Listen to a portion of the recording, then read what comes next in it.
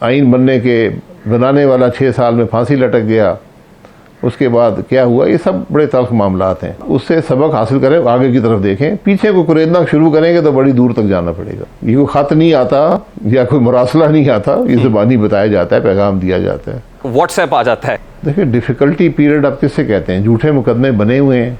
मैं आज भी हर हफ्ते 2 अदालतों में पेश होता हूँ, मेरे खिलाफ ट्रायल चल रही है, और मैंने वहाँ कोई रिलीफ नहीं मांगा इस कानून के तहत। मैंने ये कहा कि ट्रायल चलाएं और कैमरे लगा कर चलाएं, इस मुल्क के अवाम को बताएं कि हमने कौन सी गलती की है, कौन सी करप्शन की है। हम तो कहते हैं कोई भी जेल ना जाए, आपके पास कोई सबूत है, केस दर्ज करें और ट्रायल करें और सज़ा दें उसको। नहीं, कोई पार्टी खड़ी करने की बात नहीं है। मैं पार्लियामान का हिस्सा हूँ, जो कैबिनेट है उसमें सिर्फ 33 वज़ीर हैं, गुंजाइश जो है वो 48 की होती है या 49 की होती है, और बाकी ऐसे PMs हैं जो एक कोलिशन गवर्नमेंट है, उसके अंदर आपको ये गुंजाइश रखनी पड़ती है। तो कोई यहाँ पर जो तासुर दिया जाता है कि बहुत बड़ी कैबिनेट बन गई है और मुल्क का नुकसान हो गया, ऐसी कोई बात नहीं है। इन फ्यू वीक्स टाइम वापस आ रहे हैं नवाज शरीफ साहब? सर ये फैसला वही करेंगे जी, वो इलाज के लिए गए थे, इलाज जारी है, जब हो जाएगा तो आ जाएंगे। आप समझते हैं कि उनके आए बगैर मालूम करनी हो तो जब, लेकिन सर उनके आए बगैर आप समझते हैं कि पाकिस्तान मुस्लिम लीग तय्युन करना हो तो जावेद लतीफ़ साहब से रब्ता कर लिया जी। भाई साहब, मैं ये कह रहा हूं कि उनके बगैर आप समझते हैं कि सर्वाइवल बहुत मुश्किल है पाकिस्तान मुस्लिम लीग नून का। अगर नवाज शरीफ साहब नहीं आते तो मुस्लिम लीग नून के लिए बहुत मुश्किल हो जाएगी, कम से कम इलेक्शंस में। सर्वाइवल का इंहसार शख्सियात पे नहीं होता, जमात की अपने नैरेटिव और कारकर्दगी भी होता है, लेकिन यकीनन इस जमात के रूए रवां नवाज शरीफ साहब हैं। वो आइडेंटिफाई लोग, वोटर उनसे करता है, वर्कर उनसे करता है। उनका यहाँ होना यकीनन तक़वियत देगा किसी भी इलेक्शन के प्रोसेस में, हुकूमत के प्रोसेस में। नहीं, कोई हेड ऑन कोलिजन नहीं है। जुडिशरी अपनी डोमेन में रहे, पार्लियामान अपनी डोमेन में रहे। जब भी एक दूसरे की डोमेन में इंटरफियर करेंगे या अपनी डोमेन से बाहर जाएंगे तो ये मामला पैदा होते हैं, और ये कंस्ट्रक्टिव चीज़ होती है। ये पूरी दुनिया में इसी किस्म के मामला से जाकर ये चीज़ें सेटल होती हैं और तय होती हैं कि जुडिशरी का क्या रोल है आइनी, और पार्लियामान का क्या आइनी रोल है। तो इसमें कोई घबराने की बात नहीं है। तो सुप्रीम कोर्ट ऑफ पाकिस्तान का फैसला तो भाई साहब ये है कि इलेक्शंस होने चाहिए, और इलेक्शंस 14 मई को होने चाहिए, लेकिन वफाकी हुकूमत ने फंड्स देने थे, फंड्स नहीं दिए। आज भी इलेक्शन कमीशन ऑफ पाकिस्तान ने सील्ड एनवेलप के अंदर जो मौक़िफ़ है वो सुप्रीम कोर्ट में सबमिट करा दिया है। तो फ़र्क तो पड़ रहा है ना सर?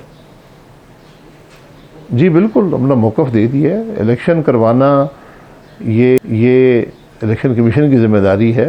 अगर उसमें कोई कमी है तो वो बयान कर देंगे, और उन्होंने कर दी है। जो हुकूमत चलाना हुकूमत की ज़िम्मेदारी होती है, अगर उसमें कोई उनको मुश्किलात हैं वो भी बयान कर देते हैं। तो इस तरह ये मामला फिर वहीं पर सेटल होता है जहाँ पर इसको होना चाहिए, और जब सारे मामला तय हो सकते हैं फिर ही जाकर इलेक्शन होंगे।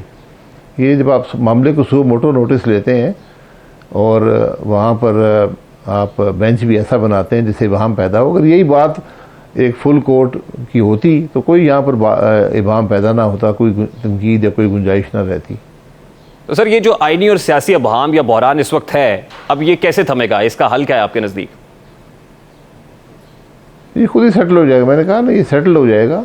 जब भी ये चीज़ें वक्त के साथ सेटल होनी चाहिए थी, यहाँ हमारे मुल्क में बदकिस्मती से नहीं हुई, और जुडिशरी ने जो कुछ किया है वो भी आपके सामने है। वो भी एक बड़ी तल्ख तारीख है जिस पर कोई शख्स फ़ख्र नहीं कर सकता। जुडिशरी के ऐसे फैसले हैं जो वो ख़ुद भी उसको कोर्ट नहीं कर सकते, तो उनका अजाला कौन करेगा? मैं हमेशा 28 जुलाई 2017 का जो फ़ैसला था सुप्रीम कोर्ट का, उसको लेता हूँ कि उसके क्या असरात मुल्क पर हुए हैं। क्या वो फ़ैसला दुरुस्त था? क्या तारीख़ उसको मानती है? क्या जो लीगल फ्रेटर्निटी है वो उसको मानती है? इसलिए हमें बड़ी सोच समझ कर इन मामलात को तय करना चाहिए। जब फैसले होते हैं वो ऐसे होने चाहिए जो आइन और कानून के मुताबिक हों, और वो तारीख उनको बेहतर तरीके से जज करे। इन फैसलों को तारीख मुस्तरद करती है। लेट्स बी फेयर अब्बासी साहब, 2017 के डिसीजन की आपने बात की है, उस वक्त आपकी हुकूमत थी, आप वज़ीर आज़म पाकिस्तान थे। आज वज़ीर आज़म शहबाज शरीफ ने सुप्रीम कोर्ट ऑफ पाकिस्तान के इस डिसीजन को मुस्तरद किया। उस वक्त आप भी कर सकते थे, आपने क्यों नहीं किया? अदलिया से मुतालिक तो बात की है, इस्टेब्लिशमेंट के कुछ किरदारों और सहूलतकारों की बात भी होती है। आज फैज़ हमीद के कोर्ट मार्शल की बात होती है, तो ये कहिएगा कि 2017 के अंदर जिस वक्त पाकिस्तान मुस्लिम लीग नून के अगेंस्ट एक्शन हो रहा था, आपके लोगों की वफादारियों को तब्दील किया जा रहा था आपकी वजारत उज़्मा में, उस वक्त फैज़ हमीद साहब DGC थे। आपको नहीं लगता कि उनके अगेंस्ट उस वक्त भी एक्शन ले सकती थी आपकी हुकूमत? देखिए वो कर रहे हैं जिसका मेरे पास कोई सबूत नहीं है। इन चीज़ों के लिए सबूत चाहिए होता है। जो डीडीसी होता है, आईएसआई का इदारा जो है, ये प्राइम मिनिस्टर को रिपोर्ट करता है। तो अब ये मैं यही कह रहा हूँ कि ये हमारी जो तारीख़ है वो बड़ी तल्ख़ है। इसलिए उस तारीख़ को अगर आपने दुरुस्त करना है तो फिर पीछे जाना पड़ेगा और कम से कम उसकी हकीकत जो है आवाम के सामने रखनी पड़ेगी। ये क्या होता रहा है, ये एक वाक़या नहीं है। जब से पाकिस्तान बना है यही मामलात चल रहे हैं कि किस तरह लोगों को डिस्क्वालीफाई किया गया, किस तरह कू किए गए, किस तरह हुकूमतें तोड़ी गई, किस तरह माहौल बनाया गया, मुल्क टूट गया, आइन बना, आइन बनाने वाला 6 साल में फांसी लटक गया, उसके बाद क्या हुआ। ये सब बड़े तल्ख मामलात हैं। उससे सबक हासिल करें, आगे की तरफ देखें। पीछे को कुरेदना शुरू करेंगे तो बड़ी दूर तक जाना पड़ेगा। नहीं भाई साहब, मैं सिर्फ ये पूछ रहा हूँ, फैक्ट्स रिमेन्स द फैक्ट्स। अब आप जैसे कह रहे हैं कि जुडिशरी की तरफ से आपको रोका जा रहा था, उस वक्त कहा जाता था स्ट्राइक डाउन करेंगे वो इन लॉज को। क्या और भी कहीं से उस वक्त प्रेशर था आपके ऊपर कि ये कार्रवाई ना करें आप? नहीं, और कोई प्रेशर नहीं था। जुडिशरी हमने जब अभी हम काम कर रहे थे, काम कर रही थी और सारी जमातें उसमें शामिल थीं, तो वहाँ से बड़ा क्लियर मैसेज आया कि ये स्ट्राइक डाउन कर दिया जाएगा, मत करें। अब भाई साहब बशमूल खत नहीं आता, ये खत नहीं आता या कोई मुरासला नहीं आता, ये ज़बानी बताया जाता है, पैगाम दिया जाता है, व्हाट्सएप आ जाता है। आप समेत पाकिस्तान मुस्लिम लीग नून के जो फ्रंट लाइनर्स हैं, मरकजी क़यादत है, उन्होंने नैब भुगती है, बदतरीन इंतकाम को फेस किया है सर। 3.5-4 साल मुश्किलात रही हैं पाकिस्तान मुस्लिम लीग नून के ऊपर, लेकिन तासुर यह है कि वो मुश्किलात अभी भी हैं, यानी बरकरार है। वो difficulty period is not over yet. आप इससे इत्तफाक करते हैं, इस तासुर से? देखिए, डिफ़िकल्टी पीरियड आप किससे कहते हैं? झूठे मुकदमे बने हुए हैं। मैं आज भी हर हफ्ते 2 अदालतों में पेश होता हूँ, मेरे खिलाफ ट्रायल चल रही है और मैंने वहाँ कोई रिलीफ नहीं मांगा इस कानून के तहत। मैंने ये कहा कि ट्रायल चलाएं और कैमरे लगा कर चलाएँ, इस मुल्क के अवाम को बताएं कि हमने कौन सी गलती की है, कौन सी करप्शन की है। क्यों नहीं चलाते? आज नए डीजी नैब हैं, वो चलाएं, केसों को चलाएं ना। आप केस क्यों नहीं चलाते? लोगों की ज़िंदगी को तबाह करते हैं। ये नैब ऐसा इदारा है जिसका इनके जो डीजी गुजरे हैं, इन सबको बड़ा जवाब देना पड़ेगा, करते क्या रहे हैं। जब आप इस ओहदे पर होते हैं तो लोगों की ज़िंदगी तबाह नहीं कर सकते। आप जाके नैब की अदालतों में देखें कि होता क्या है। भाई साहब, हुकूमत को मुश्किल फेस करनी पड़ी है इन टर्म्स ऑफ अवामी गैज़ो गज़ब भी, यानी जो इन्फ्लेशनरी प्रेशर इस वक्त कॉमनर के ऊपर है, इकॉनमी नहीं संभल रही है और उसी की वजह से एक तासुर है कि हुकूमत इंतखाबात में अर्ली इलेक्शंस की तरफ नहीं जाना चाहती। मैं इस दिक्कत की बात भी कर रहा हूँ। देखिए, इलेक्शन होने हैं, हर सियासी जमात इलेक्शन में जाती है। ये गलत तासुर है कि हुकूमत इलेक्शन में नहीं जाना चाहती। यकीनन मुश्किलात हैं। जब आपने हुकूमत ली ऐसे हालात में तो उसकी आपको एक सियासी कीमत अदा करनी पड़ती है। जब भी आप मुल्क के मफाद को तरजीह देते हैं अपने सियासी मफाद पर, तो कीमत अदा करनी पड़ती है। ये हुकूमत और जो जमातें इसके अंदर हैं वो कीमत अदा करनी पड़ेगी। लेकिन यही सियासत होती है। सियासत सिर्फ इक़्तिदार की सियासत नहीं होती, सियासत मुल्क के मफाद की सियासत होती है।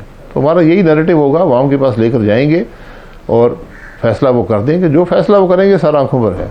लेकिन उससे पहले भाई साहब, राना सनाउल्लाह साहब ने ये कहा ना, इंटीरियर मिनिस्टर ने, कि या तो वो रहेंगे या हम रहेंगे। इमरान खान से मुताल्लिक ये कहा। आपको लगता है कि पॉलिटिकली एलिमिनेट इमरान खान को किया जा सकता है और यही अभी वक्त इसीलिए लिया जा रहा है कि पहले वो हो जाए, उसके बाद इंतखाबात हो?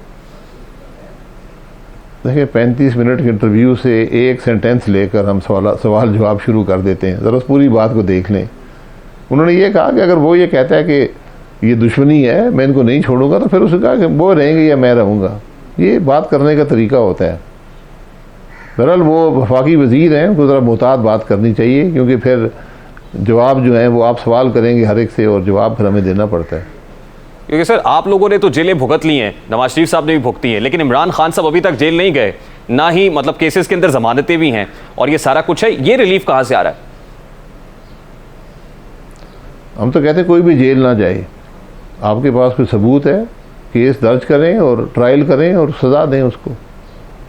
मैंने पहली दफ़ा 9 साल मुशर्रफ साहब की नैब में गुजारे हैं, आज 4था साल इस नैब में, 5वां साल शुरू हो गया है। केस चलाए ना यार, घबराते क्यों हैं? गुज़श्ता रोज़ आसिफ अली जरदारी साहब ने पार्लियामान के फ्लोर पे ये कहा कि मुज़ाकरात होने चाहिए और इमरान खान को वज़ीर आज़म से रब्ता करना चाहिए। आपको मुज़ाकरात होते हुए नजर आ रहे हैं सर? मुज़ाकरात बामकसद होने चाहिए और नेक नीयती पर मबनी होने चाहिए और मुल्क के मफाद के लिए होने चाहिए। ये 3 शर्तें होंगी तो मुज़ाकरात की ज़रूरत होती है, वरना वक्त मत ज़ाया करें। Sir lastly and very quickly, I know कि आपके पास वक्त बड़ा कम है, हम इसको कंक्लूड कर रहे हैं इस नोट के ऊपर कि Shahid Khaqan Abbasi is one of the sane voices in our politics, और खासतौर पे इन पर्टिकुलरली पाकिस्तान मुस्लिम लीग नून के अंदर इतने कॉर्नर्ड क्यों हैं? क्या हुकूमत आपसे मशवरे नहीं ले रही? नहीं, कॉर्नर की बात नहीं होती ना, मैं सिर्फ सेन वॉइस हूँ, सारी वॉइसेस सेन होती हैं। हर शख्स की अपनी एक तरीका होता है, एक राय होती है। मैं भी अपनी राय रखता हूँ, जमात में जब भी मशवरा होता है अपनी राय दे देता हूँ। कुछ राय फैसले उस राय के मुताबिक होते हैं, कुछ नहीं होते। जब फैसला हो जाता है मेरा फैसला होता है, मैं उसे इत्तफाक करूँ या ना करूँ। आमीन सर, एक इतनी बड़ी कैबिनेट है इस वक्त शहबाज शरीफ साहब की, लेकिन शाहिद खाकान अब्बासी साहब प्रैक्टिकली उसमें नहीं, और री इमेजिनिंग पाकिस्तान की जो कॉन्फ्रेंसेज आप कर रहे हैं पैरेलल, उससे एक तासुर ये मिला कि शायद पैरेलल को पार्टी खड़ी करने की बात हो रही। नहीं, कोई पार्टी खड़ी करने की बात नहीं है। मैं पार्लियामान का हिस्सा हूँ। जो कैबिनेट है उसमें सिर्फ 33 वज़ीर हैं। गुंजाइश जो है वो 48 की होती है या 49 की होती है, और बाकी ऐसे PMs हैं जो एक कोलिशन गवर्नमेंट है, उसके अंदर आपको ये गुंजाइश रखनी पड़ती है। तो कोई यहाँ पर जो तासुर दिया जाता है कि बहुत बड़ी कैबिनेट बन गई है और मुल्क का नुकसान हो गया, ऐसी कोई बात नहीं है। ये कम से कम इख्तियार दें वज़ीर-ए-आज़म को कि जो भी वो मेहनत करे, जो लोग भी इस्तेमाल करना चाहे। और हमने इस काबीना में कोई ऐसे लोग नहीं हैं जिनका मकसद सिर्फ दूसरे को गाली देना हो। यदि पिछली हुकूमत में तो ऐसे लोग रखे गए थे जो सिर्फ गालियाँ देते थे, या 3-4 ऐसे थे जो एहतसाब के दावे करते थे, और मैंने उस वक्त कहा था सबसे पहले ही भागेंगे, और सबसे पहले वही भागे थे। सर इस वक्त एक तासुर है कि मुस्लिम लीग नून के अंदर डिफरेंट पावर सेंटर्स हैं, एक शहबाज पावर सेंटर है, दूसरा नवाज शरीफ का है। आप इससे इत्तफाक करते हैं कि डिफरेंट पावर सेंटर्स हैं पाकिस्तान मुस्लिम लीग नून के अंदर? नहीं मेरे भाई, सिर्फ मीडिया में मैं बात सुनता हूँ, कोई ऐसा पावर सेंटर नहीं है।